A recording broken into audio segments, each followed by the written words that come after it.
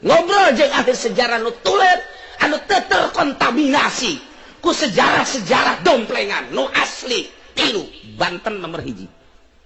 Ulah dikira nu mantak aya kadugalan Banten diantep di Banten mah bahaya gede, lain bahaya boy. Kiaina di Banten lamun geus ngamuk. Masyarakat dan teu nyaho kaler kidul asal kiai aing ditangkep pokona mah teu nyaho hitut bau aing.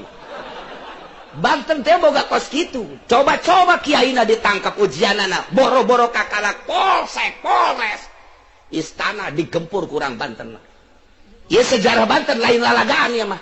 Lamun aya hiji nu dianut, lamun aya hiji jelema nu diidolakeun, toel ujianana teu nyaho naon jeung bangsana sorangan gelut Banten.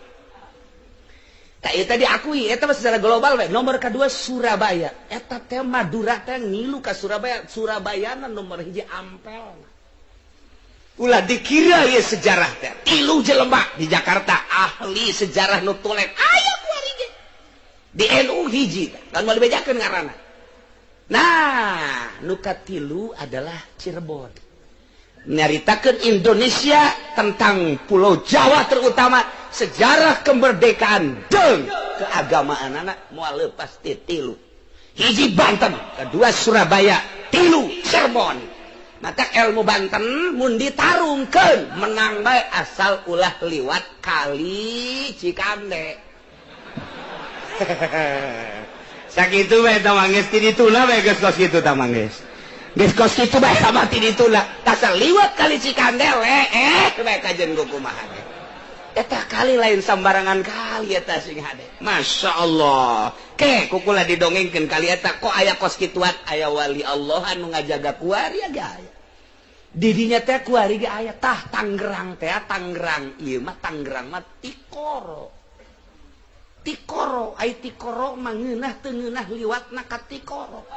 Ngan teu seubeuh-seubeuh pan Tikoro mah. Guys, eta sejarah kolot teh kos kitu nya lain lalagana ieu Banten. Ilmu Banten teh ilmu kadugalanana aya bisa ditarungkeun ilmu Banten mah. Ilmu kakiaiana aya, ilmu katasawufanana pengembang torekat adalah Banten nomor 1. Di Mekah tilu murid torikoh 1 Banten, kedua Demak, tilu Surabaya.